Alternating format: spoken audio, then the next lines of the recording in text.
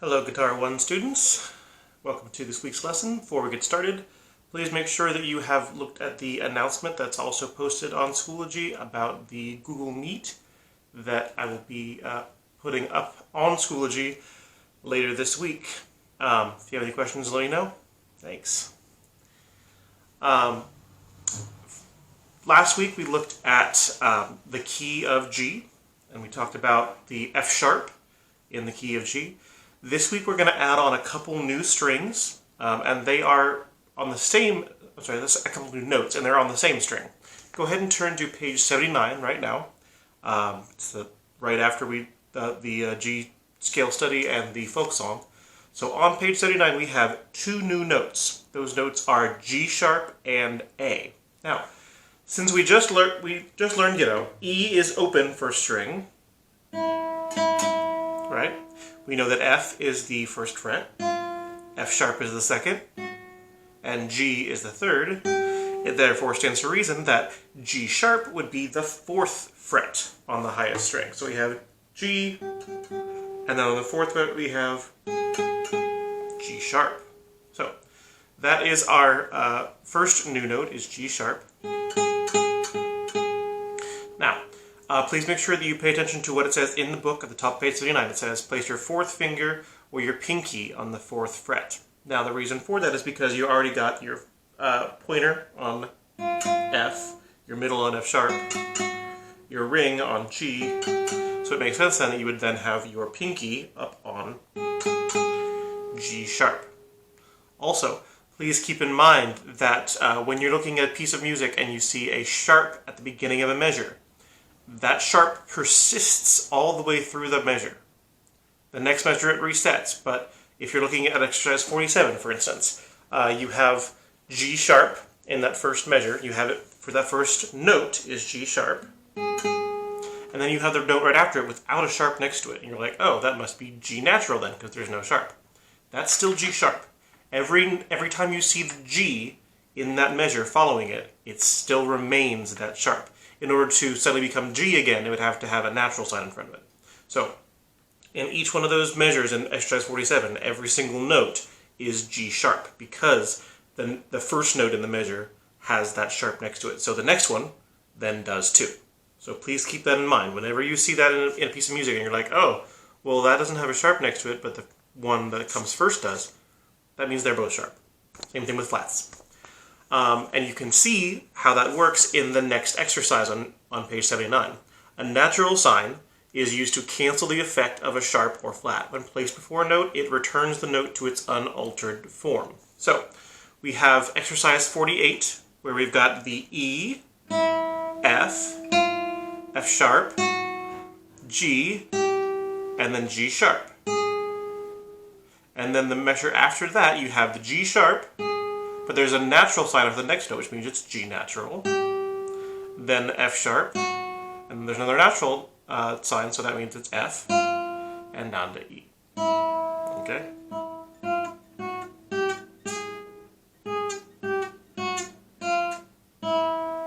Okay? So, please keep that in mind for the future. Whenever you see a sharp or flat, everything that follows it, if it's on the same note, has that sharp or flat. And another thing we're going to talk about today, which we've already talked about before, but ledger lines. Ledger lines are lines that are added above or below the staff to extend the range. In order to notate the A on the 5th fret for a string, it's necessary to add one ledger line above the staff. And you can see that right there.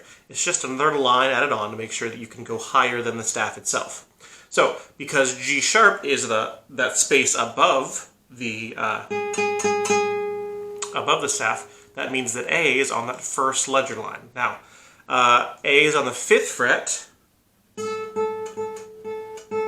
on the first string. So we have E, F, F sharp, G, G sharp.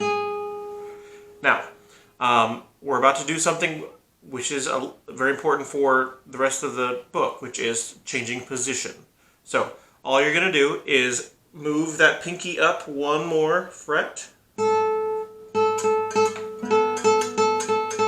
You can see it right there on that 5th fret. We have A. So that's called changing position, shifting position. And you can see that in the book right there on page 79. In music notation, down at the bottom, in music notation, the A, 5th fret, 1st string, is located on the first ledger line above the staff. Shift the left hand 4th finger up to the 5th fret. So it was on G sharp. Gonna move it up to A. Now, that means you are now in 2nd position. Why are they called 2nd position? Well, because the 1st finger, your pointer finger, is now on the 2nd fret. If you were to count up each of those fingers on a fret, then in order for your pinky to be on the 5th fret, your pointer finger has to be on the 2nd fret. So now you're in 2nd position. It just is based on where your pointer finger ends up. Okay?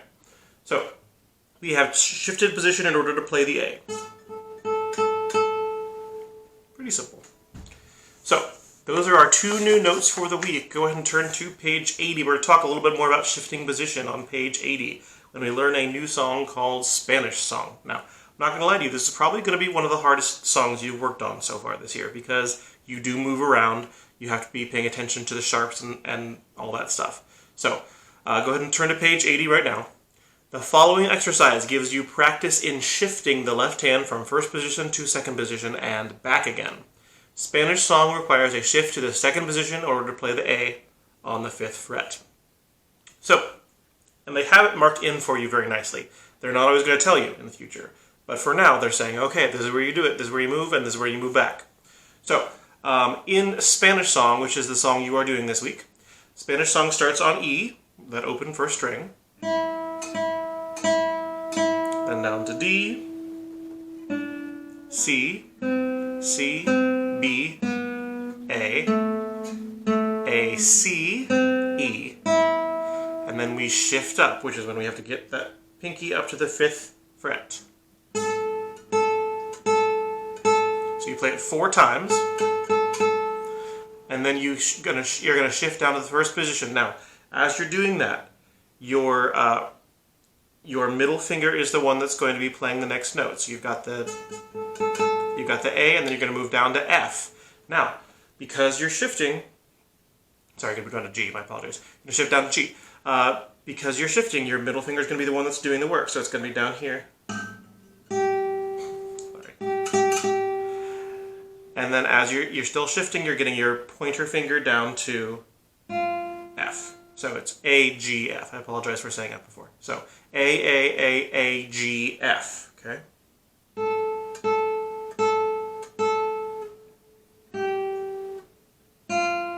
You see how many fingers were moving as I went down there? It's a very natural progression.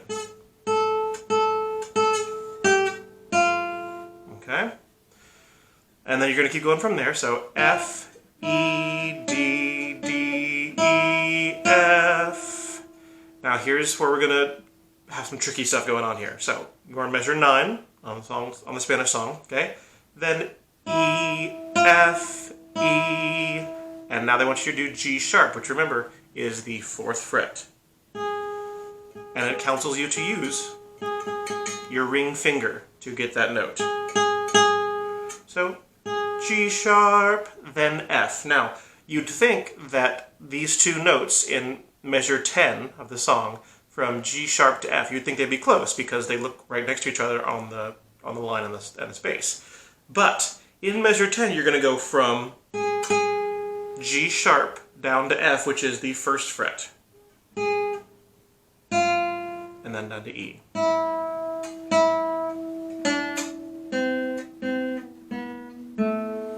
Okay?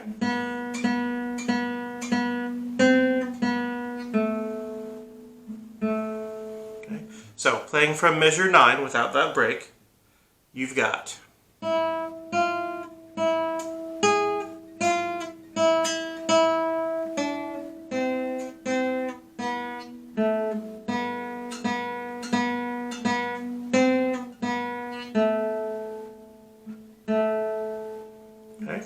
Now, if you listen to the song on Schoology, you will see that the song itself is not that terribly long.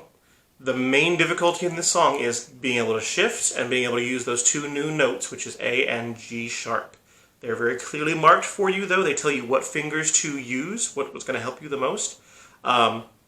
It's all marked out really nicely for you. So that is the song I expect to hear from you this week. Spanish song on page 80.